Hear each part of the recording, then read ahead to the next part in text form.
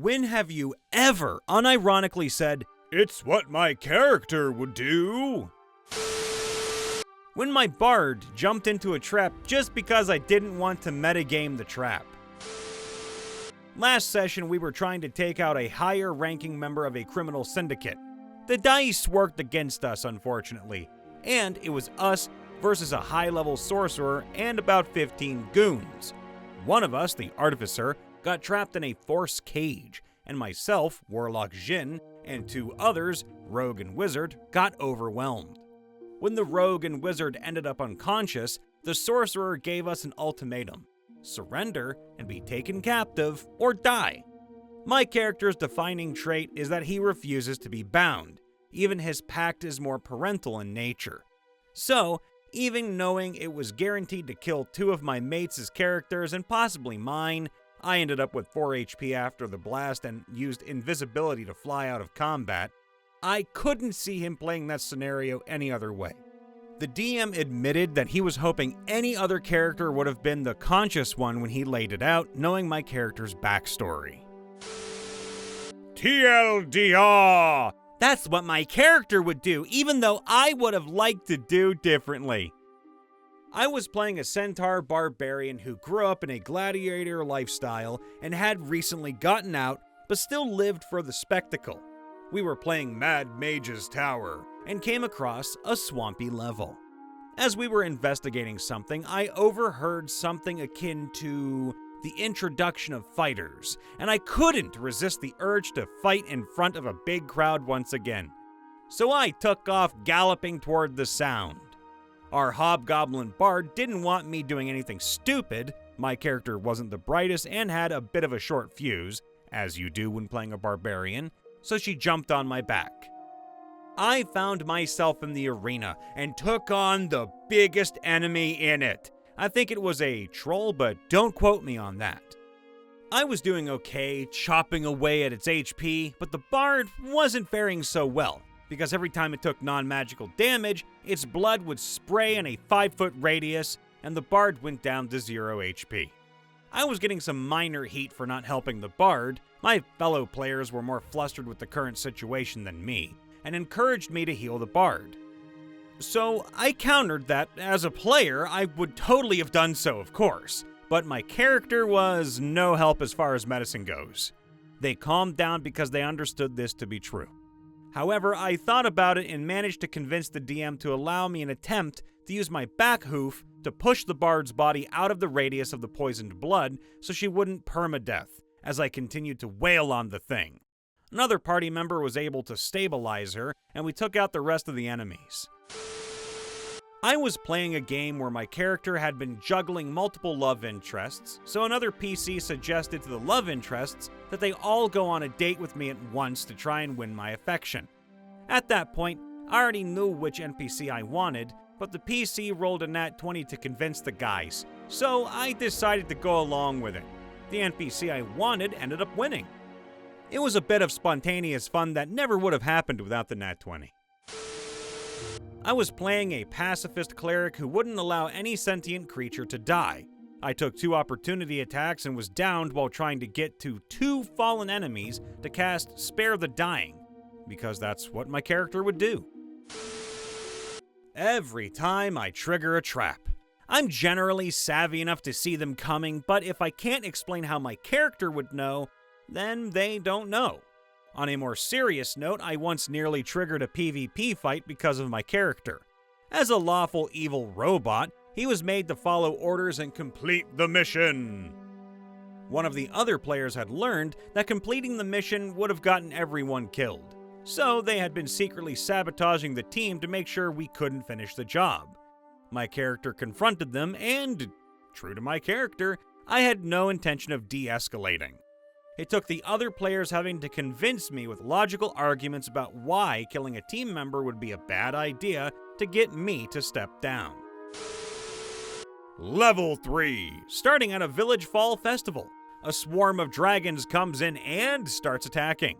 The party was running and trying not to die. That's when it happened. We ran by a dragon stalking up to a woman with a crying bundle in her arms. That's when I said, "Well, I'm sorry, guys. It's what my character would do. My bear barbarian raged and football tackled the adult black dragon. 2 luckily rolled nat 20s, one to distract the dragon from the mother and baby, the second to hold its maw shut as it tried to breathe acid. And the dragon had its full attention on me. It's easy to say my level 5 barbarian died session 1. My party nearly died too. Here's my character's backstory. He was orphaned at a young age. A dragon attacked his home village. Pinned under rubble, he watched as his mother, sister, and baby niece were eaten in front of him. A traveling nomadic tribe took him in after driving off the dragon. Just last session, tactical recommendations were made to the player of the off-tank. His character has a wisdom of 8. That is an excellent suggestion and tactically sound, and as such, I will not be doing it. It's what my character wouldn't do. When I refused to negotiate with the Dragonborn. Now, this particular Dragonborn was part of a militia that had attacked my player's Dwarven clan several times. My party decided to try and negotiate a peace with them, and I said, "If you do that, I will not agree." Well, they said, "Oh, you're just being dramatic." So I replied, "Okay, try me." And they did, and I refused to negotiate, saying, "It's what my character would do." And they called me a piece of shit for role-playing. I later killed the Dragonborn in question when, shocker, he betrayed the party.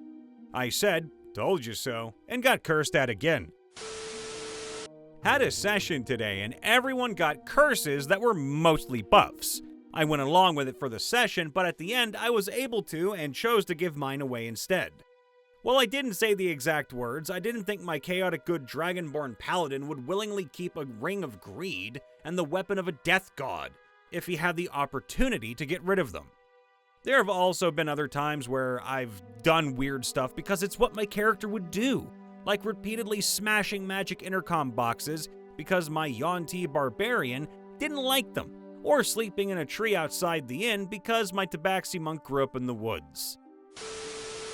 I had an instance of the DM telling me that an action was what my character would do. Oh, basically, I accidentally got separated from the rest of my party and I was fighting a bunch of zombies and frost zombies. I had a pair of spider climb slippers and was at a castle. I ran up the wall and blasted them from above since they didn't have many ranged attacks. We had a quick discussion about whether or not my character would think of doing that. I had 6 intelligence.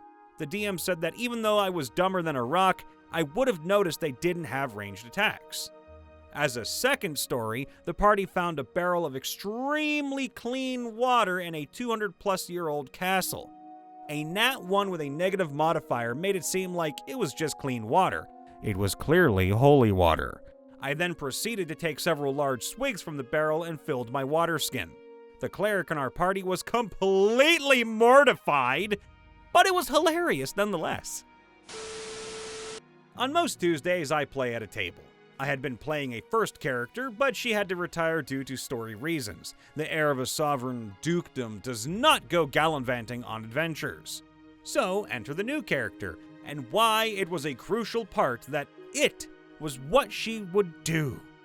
My new character is a warlock of sorts, a messenger of the god of death, tasked with ending the lives of people whose time has come. We just had a battle shortly after my introduction to the party, and we had 3 prisoners. I checked with my powers to see if one or all were due to die. And lo and behold, one was. So I killed him, swiftly. Of course, the rest of the party freaked out as they're sort of chaotic good, usually. We had a long conversation about why I did it too. Debate was had about why I thought I had to kill him. The leader of the group was not happy about it, of course, either. But it was 100% what my character would do, and the GM was absolutely in agreement. Our entire party pretty much does this. Our DM is pretty open with character concepts. You want to make someone who will eventually betray the party? Go for it. However, we are also firm believers in, this is how my character would react. So you can betray the party all you want, but don't complain when the party comes after your character and kills them. Oftentimes, this weeds out problem players because someone who's trying to craft a story with you will understand and might even give a warning about their character's intentions. A problem player will argue until they're blue in the face about why their character would do this, and then get angry when we don't react positively to their actions or let them get away with it.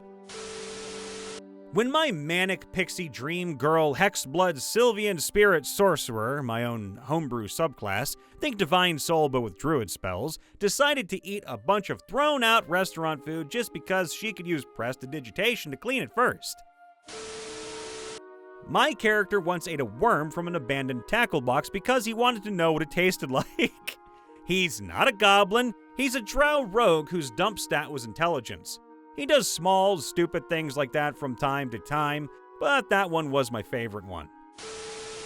In my current campaign, I'm playing a halfling rogue, and there have been a couple of times during arguments, or when the other players were distracted, where I rolled sleight of hand to see if I could get something off of them. The best one I feel I've done is when I managed to get another player's hammer off of them, and they play a 6-inch barbarian fairy. Hey everybody, Brian Von VA checking in after the vid. Make sure to leave a like, subscribe, ring that bell, and of course, if you want to help us keep the furnaces fueled and running this winter season, make sure to join our membership. You don't have to, but if you do, you get early access to videos and sometimes some outtakes, which I mumble, stumble, and grumble quite a bit during these videos, so you might get some good laughs out of those when we upload those. I love you all. See you next time. Bye for now.